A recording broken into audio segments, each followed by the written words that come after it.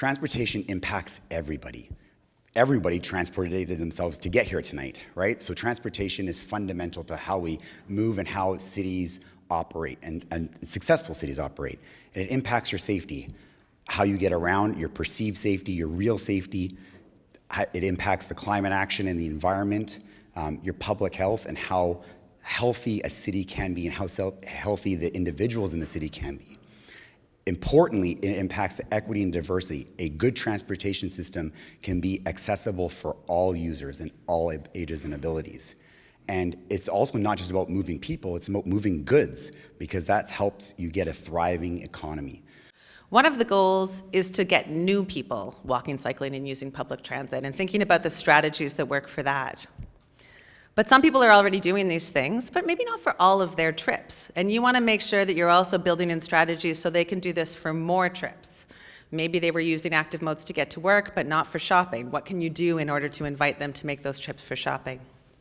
And then we've all been through life stages where everything changes and is upended. You've had a child, you've moved, you have a new job, and you've retired. Making sure that people can continue to make choices that would support active mode. At the food bank, we would get calls from community residents who would say, I'm phoning because I'm trying to make a decision and I'm feeling quite unsure and probably you can help me. I'm out of food. I only have $10. I'm trying to make a decision whether to use my $10 to get some food or get bus tickets and go to your location and pick up some food. So, as a service provider, we have seen how transportation costs can increase the food insecurity that families are experiencing. Crashes are both predictable and preventable. In many ways, with the traditional approach, it was like we were playing whack-a-mole. A crash would happen, we'd jump out there, try to solve it, and then another one would happen somewhere else, and we'd try to solve that. And it felt like it was very by chance, and that we couldn't really get ahead of the game. With a safe system approach, what we actually want to do is we want to not just look at where the crashes are happening, but understand more what are the underlying risks at those locations, and where within, in this case, the City of Coquitlam, are those same risks present, but a fatal crash has not happened. Why is car sharing important? Again, there's lots of reasons. I'm going to pick out a few.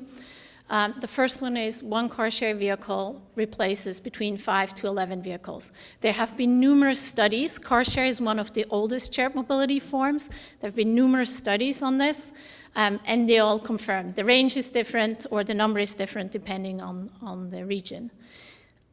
Members also drive less.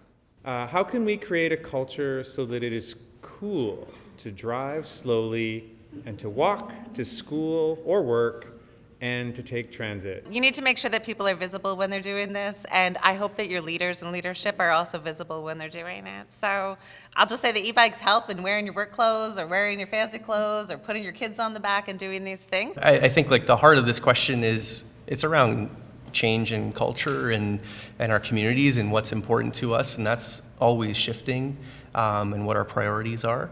I think that's part of why I think we're here, to hear from folks and what they want their community to be.